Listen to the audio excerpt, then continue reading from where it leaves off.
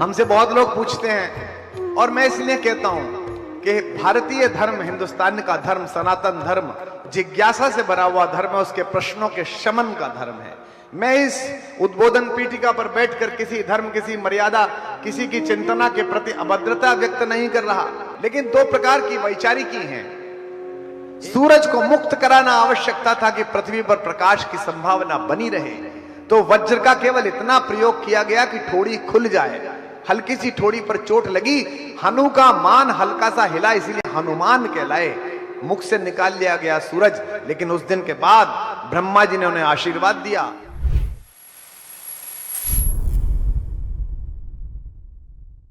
राम जी के जीवन के जितने पुल हैं, जितने सेतु हैं, वो हनुमान के बनाए हुए हैं। एक व्यक्ति से दूसरे व्यक्ति तक जोड़ने का काम हनुमान जी करते हैं। चाहे माता सीता तक पहुंचने के लिए वायु मार्ग बनाना हो, चाहे सबके पास तक पहुंचने के लिए इस पुल की प्रक्रिया को पूर्ण कराना हो, और चाहे सुग्रीव तक मैत्री का पुल बनाना हो, ये सब राम जी के लिए बनाए हुए हनुमान जी के पराक्रम है, उपक्रम है। तो जो भी भक्ति के पथ से भटकता है, हमारे कपिवर, हमारे हनुमान जी उनके लिए पथ प्रदर्शक ध्रुवतारा बन जाते हैं। उनकी वाणी वेदों की वाणी है। वे पहली बार जब मिले राम जी से, तो श्रीमद् वाल्मीकि रामायण में उल्लेख आता है, पहली बार जब हनुमान जी को देखा, सबसे पहली बार जब हनुमान जी को देखा और उन्होंने स्वयं को ब्राह्मण के रूप में प्रकट किया, तो राघवेंद्र सरकार ने अपने छोटे भाई लक्ष्मण के प्रति मुड़कर कहा कि वाक्यज्ञम मधुरम इयम सुग्रीवम सचिवः कपि। यह सुग्रीव का जो सचिव है, ये वाक्यज्ञ है, इसे कितना सुंदर वाक्य बनाना आता है। और कहा, लक्ष्मण हे सौमित्र, निश्चित रूप से इसने वेदों का अध्ययन किया है, तभी ये इतनी सुंदर भाषा बोल रहा है। तो ऐसी सुधा धारा प्रवाहित करने वाले हनुमान जी हैं। आप ध्यान से देखें तो वे भगवान का जो स्मरण करते हैं, संगीत के विद्यार्थी बैठे हैं, जिस राग में भगवान का स्मरण करते हैं, उस राग का नाम है जय जयवंती, जिसमें वो स्वयं को प्रकट करते हैं। और अगर आपको ईश्वर तक, राघवेंद्र सरकार तक कोई प्रार्थना पहुंचानी है, तो उसका एकमात्र माध्यम हनुमान जी हैं।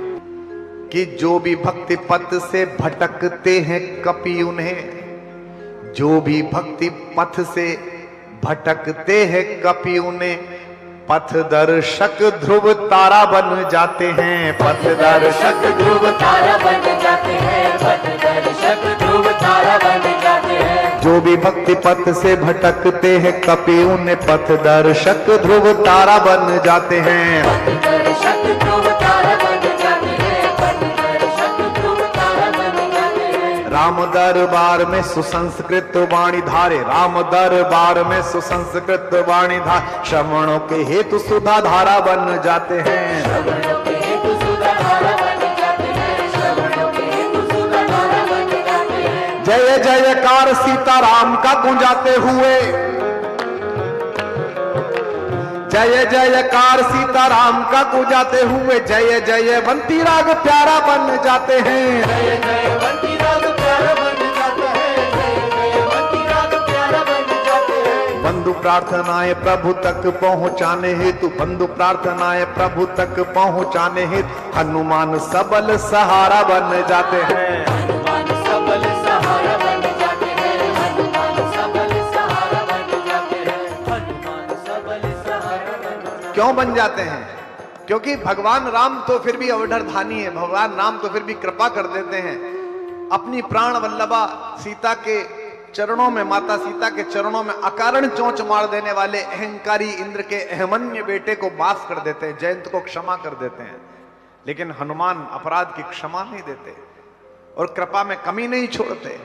कि जिससे त्रिदेव डरते हैं वह शनि तक, तीनों देव डरते हैं उनसे। जिससे त्रिदेव डरते हैं वह शनि तक, आपकी शरण आए को ही त्याग जाता है। आपकी शरण आए को ही त्याग जाता है, आपकी शरण आए को ही त्याग जाता है। आप ही के भक्त पर, आपके ही भक्त पर दृष्टि डालते समय, दंडधारी यमराज पानी मांग जाता है। दंडधारी यमराज पानी मांग जाता है, दंडधारी यमराज पानी आप जिस मस्तक पे हाथ रख देते वहां, आप जिस मस्तक पे हाथ रख देते वहां, दुर्भाग्य सोता सुप्त भाग्य जाग जाता है। दुर्भाग्य सोता सुप्त भाग्य जाग जाता है, दुर्भाग्य सोता सुप्त भाग्य जाग जाता है। आप जिस घर को बसाते वीर बालाजी, आप जिस घर को बसाते वीर बालाजी, आप जिस घर को बसाते वीर बालाजी, वह घर छोड़ कलिकाल भाग जाता है। छोड़ कलिकाल भाग जाता है, छोड़ कलिकाल भाग जाता है, छोड़ कलिकाल भाग जाता है, छोड़ कलिकाल भाग जाता है। हमसे बहुत लोग पूछते हैं, और मैं इसलिए कहता हूं कि भारतीय धर्म, हिंदुस्तान का धर्म, सनातन धर्म जिज्ञासा से भरा हुआ धर्म है, उसके प्रश्नों के शमन का धर्म है। मैं इस उद्बोधन पीठिका पर बैठकर किसी धर्म, किसी मर्यादा, किसी की चिंतना के प्रति अभद्रता व्यक्त नहीं कर रहा, लेकिन दो प्रकार की वैचारिकी है। एक वैचारिकी है कि हम जो कह रहे हैं, इस पुस्तक पे जो लिखा हुआ है बस वो फाइनल है, इसके खिलाफ कुछ बोला, इससे बाहर कुछ बोला तो सर तन से जुदा। राजस्थान से बेहतर कौन समझता होगा? आपने तो होते हुए देखा है अपने यहां ये। और एक हम हैं, कितनी जिज्ञासा करनी है आप करिए, कितने प्रश्न उठाने हैं आप उठाइए, कितनी तोहमतें लगानी है आप लगाइए, कितने प्रश्न पूछने हैं आप प्रश्न पूछिए। एक कहानी पश्चिम ने चलाई जिसमें स्वर्ग में रहने वाले एक युवक और युवती ने किशोरावस्था में 15 वर्ष की आयु में, 14 वर्ष की आयु में एक पेड़ लगा हुआ देखा। उस पेड़ पर एक फल लगा हुआ देखा। उस फल के बारे में कहा गया कि यह वर्जित फल है। अंग्रेजी में बोलो तो उसको कहा गया फॉरबिडन फ्रूट, इसको खाना नहीं है। लेकिन वहां कोई बोर्ड तो लगा हुआ नहीं था, किसी ने बताया तो था नहीं। दोनों बच्चे घूम रहे थे, दोनों बच्चों ने फल तोड़ा, खा लिया। उनके अंदर स्त्री और पुरुष की भावना पैदा हुई। तो भगवान ने कहा, उस परंपरा में ईश्वर ने कहा कि तुम दोनों ने अपराध करा, ये फल तोड़ा है, जाओ पृथ्वी पर चले जाओ, जन्म मृत्यु भोगो। वे दोनों पृथ्वी पर आ गए। आदम और हव्वा के नाम से उन्हें जाना गया और कहा गया उसी के कारण हम आदमी कहलाते हैं, आदम जात कहलाते हैं। एक परंपरा यह है। दूसरी परंपरा, पंच कन्याओं में से पूजित एक सती के पुत्र, पंच तत्वों में से एक के पुत्र बचपन में लेटे हुए थे। भूख लगी, माता दिखाई नहीं दी, चारों तरफ देखा तो ऊपर एक सेब सा लटका हुआ था। सोचा मैं इसे ही खा लेता हूं। भूखा बच्चा क्या करता है?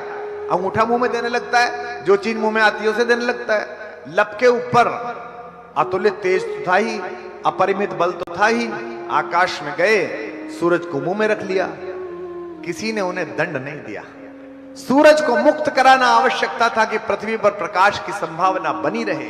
तो वज्र का केवल इतना प्रयोग किया गया कि ठोड़ी खुल जाए। हल्की सी ठोड़ी पर चोट लगी, हनु का मान हल्का सा हिला, इसलिए हनुमान कहलाए। मुख से निकाल लिया गया सूरज। लेकिन उस दिन के बाद ब्रह्मा जी ने उन्हें आशीर्वाद दिया। भगवान शंकर ने उन्हें अपने पुत्र के रूप में स्वीकार किया। इंद्र ने कहा तू पानी में नहीं डूबेगा, अग्नि ने कहा तू आग में नहीं जलेगा। जिज्ञासाओं पर वरदान देना सनातन संस्कृति की परंपरा है, सनातन संस्कृति का कार्य है।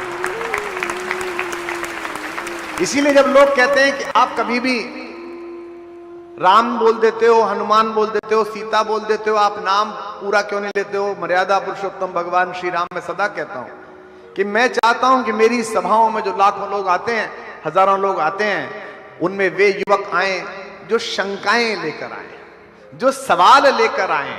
3 दिन सुने, 4 दिन सुने, 7 दिन सुने, मैं तो बोलूं राम, और वो जब जाएंगे तो मर्यादा पुरुषोत्तम राम कहते हुए जाएं, ताकि उनकी शंकाओं का समाधान हो सके।